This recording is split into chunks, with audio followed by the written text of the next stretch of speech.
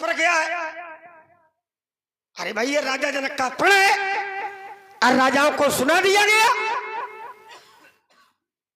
सबने सुन लिया। लेकिन ये कर्म की धरती है और कर्म की धरती पर भैया जब तक कर्म नहीं किया जाएगा तब तक उसे फल मिलने वाला कर्म प्रधान अविश्वरच राखा और जो जस करे सो तस फल। इसलिए राजाओं ने कर्म किया नहीं, जब कर्म किया नहीं तो फिर राजाओं को फल भी नहीं मिलना चाहिए। ये नियमावली है, ये नियम है, ये सिद्धांत है, ये प्रमाण है। तो अगर ऐसा कोई प्रमाण तुम्हारे पास में हो कि सब राजा धनुष तोड़ने के लिए आए थे, उद्देश्य सबका धनुष तोड़ना है, तो प्रमाण लाओ, दे दो। नहीं हम तो खाते पीते घर से हैं। नहीं हम भूखन मर रहे हैं। अब तुम ही बुला के लाए हो, दे दो। ये खाते पीते घर के और शरीर देख के नहीं लग रहा है। देखो है? ब्राह्मण अगर क्रोध में हो तो उसको खिलाते पिलाते जरूर रहो। नहीं हम ब्राह्मण नहीं है, और न पिए तो ऊपर से डाल दो, ले जाओ, समर्पित करके जाओ, ले जाओ, पामन में डाल दो। चलिए बात हो गई। बुला के ला रहा होगा। हाँ बुलाया था, पाछे आए कर रहे होगा। चलिए छोटी छोटी बातें हो जाए, लोगों को भी आनंद आएगा। चलो फिर छोटी छोटी करना। हाँ छोटी छोटी लाओ फिर लाओ, छोटी छोटी बातें हो जाए। हाँ दो बातें हमारी लाओ जल्दी से। दो नहीं, जोड़ी तो कई बातें हैं। नहीं बातें तो दो ही हैं। चलिए अच्छा, तुमने कहा ये कर्म की धरती है, जो जस करई तो तस फल जाखा। देखो एक बेटा तुम कह रहे हो प्रमाण लाओ, अब हम तुम्हें एक प्रमाण दे रहे। अब प्रमाण कहां से दे रहे? इसी मानस से दे रहे। देखिए 4 युग हैं, 4 युग आप लोग जानते होंगे, सतयुग, त्रेता, द्वापर और कलयुग। और इन 4 युगों में एक ही युग स्वतंत्र है। स्वतंत्र कैसे? कैसे? तो इसमें कहा गया कलिकर एक पुनीत प्रतापा और मानस पुण्य होए नहीं पापा। ये केवल कलयुग ही ऐसा स्वतंत्र है कि जिसमें मानसिक पुण्य तो होगा। यदि आप मानसिक चिंतन कर रहे हैं उसका पुण्य तो आपको प्राप्त होगा, लेकिन यदि किसी के प्रति आप मन में गलत विचार धारणा कर रहे हैं तो उसका आपको कोई फल मिलने वाला। बाकी हम लोग जिस युग में खड़े हैं, ये कौन सा युग है भाई? त्रेता है। त्रेता।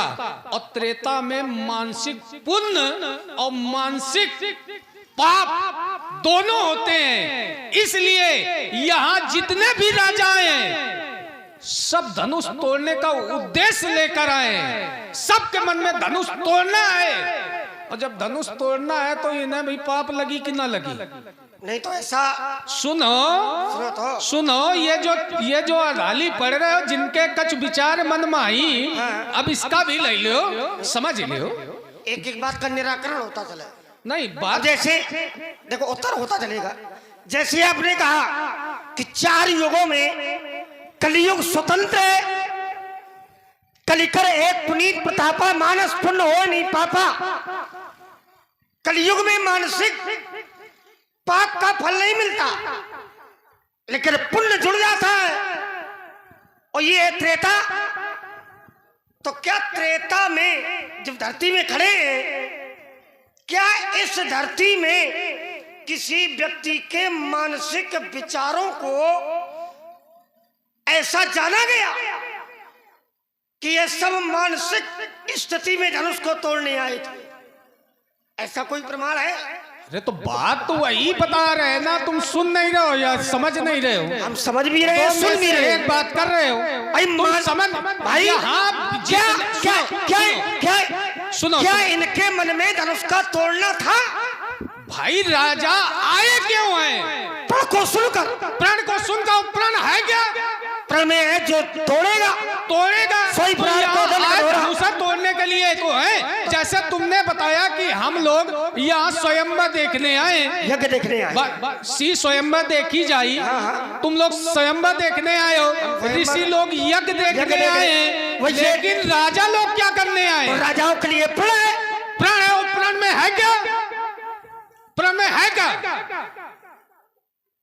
सीता वही है। सीता और धनुष तोड़ने का विवाह देखना। अच्छा रुको, तो ये तो प्रण में नहीं है। प्रण में यही तो है, सोई पुरारी को दंड कठोरा और राज समाज आज जय। प्रण में तो है धनुषा का तोड़ना। अरे स्वयंवर में क्या है? हम स्वयंवर की बातें नहीं कर रहे। जो स्वयंवर मान के आए हैं उनकी अभी तक हमने कोई चर्चा नहीं की। देखिए, हमारा चाहे स्वयंवर हो, चाहे यज्ञ हो और चाहे प्रण हो, इनमें अंतर नहीं है ना? इनमें अंतर नहीं है। बताओ तो क्या? अब देखो, प्रण एक रुक जाओ, प्रण निश्चित होता है। प्रण में एक आधार किया जाता है, एक लक्ष्य दे दिया जाता है। कहीं मछली की आंख को निशाना बनाना है, कहीं कुछ करना है, कहीं धनुष तोड़ना है। एक इसमें लक्ष्य होता है। और स्वयंवर में कोई लक्ष्य नहीं होता। स्वयंवर का मतलब होता है कि कन्या अपने अनुसार अपने वर का चयन करे, वो है स्वयंवर।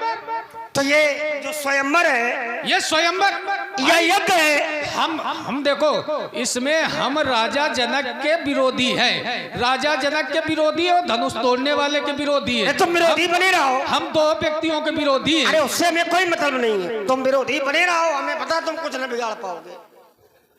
विरोधी बने रहोगे केवल। देखिए, चाहे यज्ञ हो, भाई तीनों बातें यही जुड़ी हैं। हम ये नहीं कह रहे कि यज्ञ में विशेष प्रकार का कोई अलगाववाद होता है। तीनों बातें यही है मिथिला में। हमारे लिए यज्ञ है, हमारे लिए स्वयंवर है, मुनियों के लिए यज्ञ है और राजाओं के लिए प्रण है। लेकिन कार्य एक ही है, कार्य एक ही है। ये कार्य वही हमारे लिए यज्ञ हो गया। ये कार्य एक है ये नहीं। तुम समझ नहीं रहे हो। कार्य एक है। हमने बताया है दो कि चार कार्य बात समझो। यदि जो कन्या है वो अपने अनुरूप वर का चयन कर लेती तो हम उसको स्वयंवर कहते। स्वयंवर का मतलब होता है स्वयंवर। कन्या अपने अनुसार वर का चयन कर ले तो हम स्वयंवर मान जाएंगे, या कहीं अग्नि में आहुति डाली जाए तो हम यज्ञ मान लेंगे। ना तो यहाँ यज्ञ में आहुति डाली गई, ना कन्या अपने अनुरूप वर का चयन कर पा रही है, तो कैसे हम यज्ञ और इसको स्वयंवर माने? ये तो धनुष खंडन है। और हमने पहले भी बताया था, हमारी घोषणा ना किसी राजकुमार के लिए है, ना किसी ऋषि मुनि के लिए है। हमारी घोषणा है सिर्फ राजाओं के। किसके लिए है भाई? सो बिलगाऊ बिहाई समाजा और नत मारे जइए। अब इसमें बताओ, हमने कहीं कहा है कि मुनि मारे जाएंगे या राजकुमार मारे जाएंगे या यहाँ के नर नारी मारे जाएंगे? ये तो हमने नहीं कहा। हमने यही कहा नत मारे जाइए। सब प्रण राजाओं के लिए है तो हमारा भी प्रण धनुष तोड़ने वाले और राजाओं के लिए है। आओ इसे और अच्छी तरह समझो। देखिए महाराज, एक प्रकार से ये स्वयंवर भी है। यहां पर वर ने कन्या को पहले ही चुन लिया है। अब तुम्हें जानकारी नहीं है तो हम क्या करें उसके लिए? यहां पर कन्या ने वर को पहले ही अपने मन में बसा लिया है। और देखिए, अब वो बाद में लगा है, धनुष तोड़ेगा उसके साथ हो जाएगा। लेकिन कन्या ने वर को पहले देखा और देख करके उसे अपना वर मान लिया, अपने मन में बसा लिया, और बाद में कार्य की पूर्ति हुई तो जिस वर को कन्या ने पहले चुना था, जिसको अपने मन में बसाया, बाद में वही वर कन्या को प्राप्त हो गया। तो फिर लोगों को ये नहीं, और देखिए कन्या से ये यज्ञ जुड़ा है, तात जनक तनया या सोई, धनुष यज्ञ जय कारण। तो फिर लोगों ने ये क्यों कहा कि जब कन्या ने वर को अपने हृदय में बसा लिया तो फिर लोगों को यही ये जो कह रहे थे इसी के अनुसार काम कर देना चाहिए कि बिन भंजो भव धनुष विशाला और मेली सी अमुखुर। ये कौन कह रहा है? वहां के नर नारी कह रहे, ये नर नारी नहीं कह रहे, वहां के लोग कह रहे, ये लोग नहीं कह रहे। मेली सी अमुकुर माला, यदि कन्या ने उसको अपने हृदय में बसा